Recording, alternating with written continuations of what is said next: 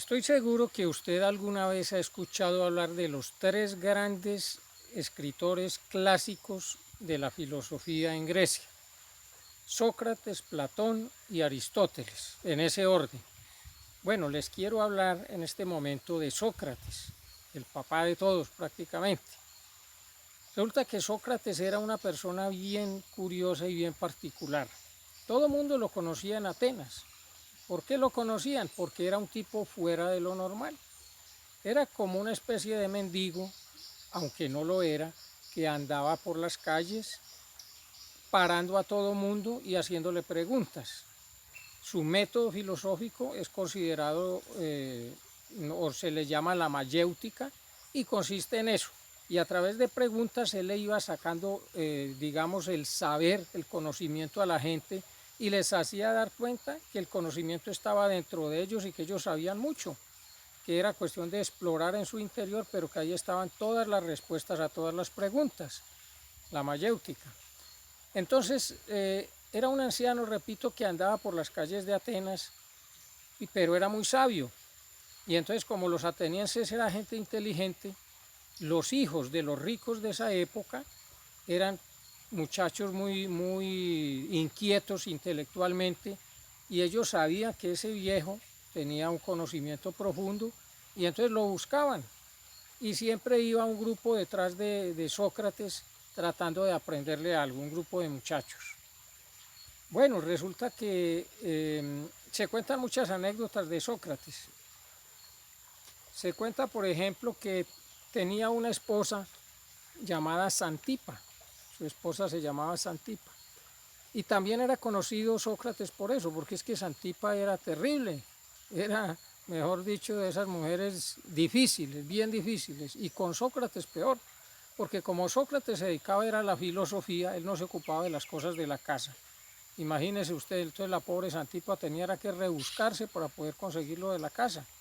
Sócrates se la pasaba vagabundeando por ahí, por todos lados, hablando con el uno y con el otro, sí, y con sus dichosos alumnos. Entonces Santipa vivía muy disgustada. Se cuenta que una vez estaba Sócrates hablando con algunos de sus alumnos en la parte de abajo de la casa, seguramente que era de 2 pisos, y entonces Santipa estaba muy molesta porque hacía 2 o 3 días que Sócrates no llegaba, y por supuesto no llevaba nada, venía con las manos vacías. Y entonces Santipa salió por la ventana con una panosa. ¿Usted sabe qué es una panosa? Una panosa es lo que usan los ancianitos panosa para no salir de noche al baño. Y entonces salió con su panosa y se la tiró encima a Sócrates y a sus alumnos. Sócrates, que era todo paciencia, era una persona de una paciencia infinita, lo único que dijo fue: definitivamente, cuando Santipa se enoja, hace llover. Se cuenta esa anécdota entonces de Sócrates. Igualmente se cuenta también que tenía entre muchos de sus estudiantes, tenía uno en particular que quería parecerse mucho a Sócrates. Era Lisias.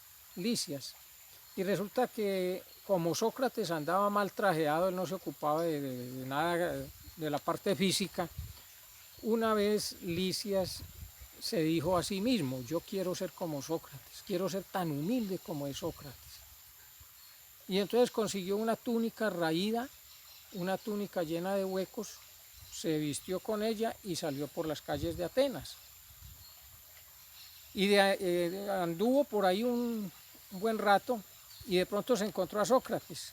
Sócrates se quedó mirándolo y le dijo: hola Lisias, ¿cómo estás? Lisias, se te nota el orgullo por entre los huecos de tu túnica. Imagínese usted, se te nota el orgullo por entre los huecos de tu túnica. Lisias realmente era un orgulloso, era un soberbio, ¿sí? Y con ese gesto lo que estaba demostrando era eso, que era un soberbio, no era ningún humilde. Igualmente se cuenta que una vez Sócrates, estando en el estadio, estaban en los Juegos Olímpicos y estaban coronando pues a los campeones con coronas de laurel, que era lo que se acostumbraba, hizo un comentario. Él estaba ahí con sus alumnos, con sus seguidores, y dijo: yo me merezco más esas coronas de laurel que esos gladiadores y que esos deportistas. Y le preguntaron: ¿por qué, maestro? Si usted no hace deporte. Y él dijo: yo me he enfrentado a fieras peores que las que ellos han vencido. Sí, es que en los juegos sacaban, había pues digamos torneos donde se enfrentaban a leones o a toros. Bueno, Sócrates dijo eso: me he enfrentado a fieras peores y las he vencido. Se estaba refiriendo Sócrates a sus propias pasiones, digamos a todo ese zoológico interior que uno lleva adentro y que es tan difícil de vencer. Esa legión de debilidades que tenemos: la ira, la envidia, el orgullo, la pereza, la codicia, la gula, etc. Bueno, se cuenta también, por ejemplo, que en una oportunidad un alumno de Sócrates, pues resulta que en esa época el homosexualismo era más o menos común, la gente importante tenía sus efebos. Los efebos eran muchachos muy agraciados, eh, y tenían sus cosas con ellos, ¿no? Tenían sus relaciones con los muchachos. Y eso era bien visto, eso era visto como algo normal y algo de categoría. Pero Sócrates no tenía ese tipo de costumbres. Entonces se cuenta que una vez Lisias, si no estoy mal, creo que fue Lisias, sí, se hizo coger de la noche en la casa de Sócrates. Sócrates estaba solo, no estaba la esposa. Y entonces se dejó coger la noche y le dijo al maestro: maestro, ya es tarde, ya es demasiado tarde para irme, me da como cosa. Entonces Sócrates le dijo: pues hijo, si tú quieres quedarte, hay una sola cama, pero la compartimos. Ah, Alicia es feliz, claro. Dijo: me va a dormir aquí al maestro, pensó él. Y efectivamente se acostaron en la misma cama, Lisias y Sócrates. Me disculpan si no fue Lisias, creo que fue Lisias. Y cuenta Lisias que al otro día se sentía como si hubiera dormido con su papá. De esa categoría y de esa calidad era Sócrates. Era un personaje íntegro en muchas cosas. Igualmente es bien triste la historia de Sócrates, el final.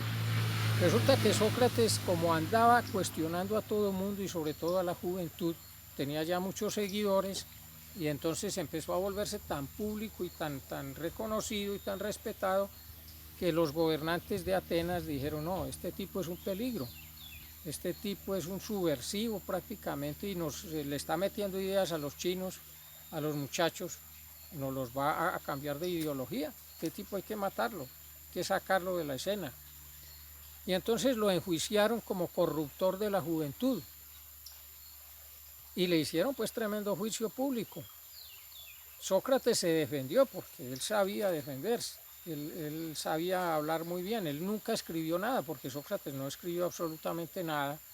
Todo lo que él dijo y hizo lo recopiló después su alumno Platón, que él sí tenía educación y era de una familia más o menos pudiente de Atenas, Platón.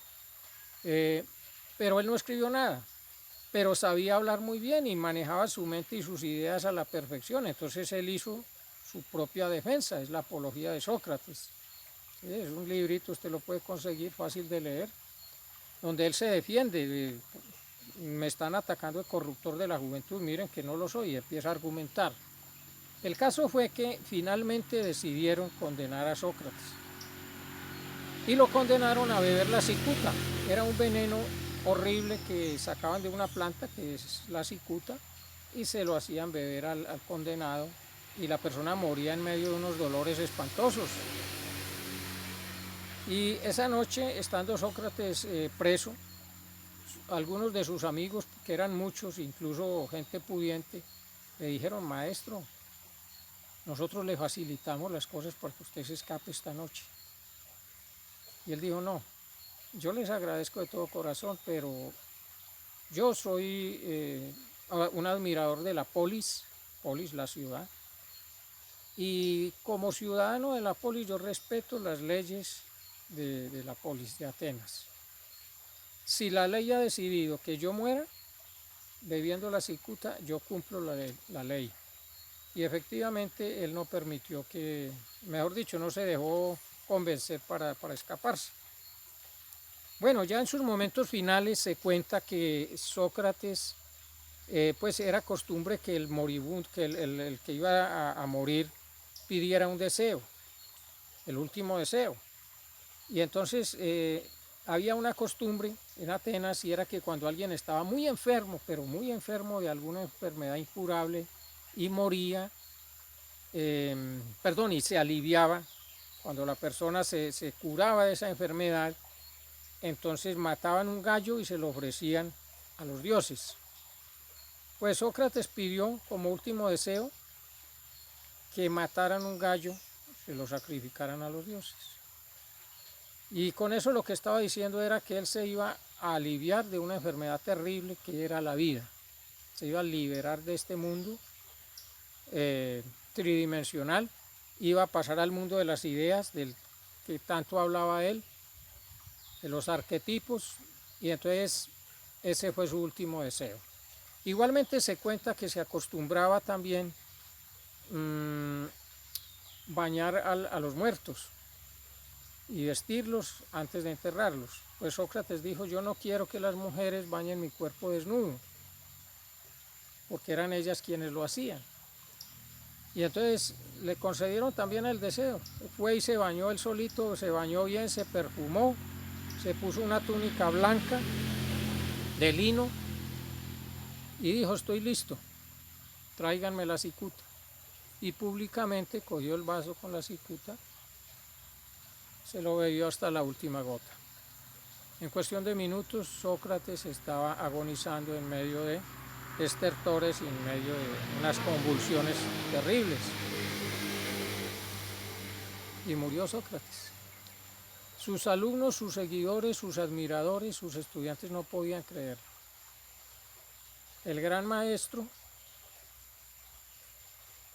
había desaparecido, se había muerto. Estaba ahí tendido, rígido y frío. Y pasó a la historia Sócrates. Esos son algunos datos, algunas anécdotas interesantes de Sócrates. Dejó sus estudiantes, sus alumnos, Platón, entre ellos lo continuó. Y Antístenes fue otro de sus alumnos aventajados.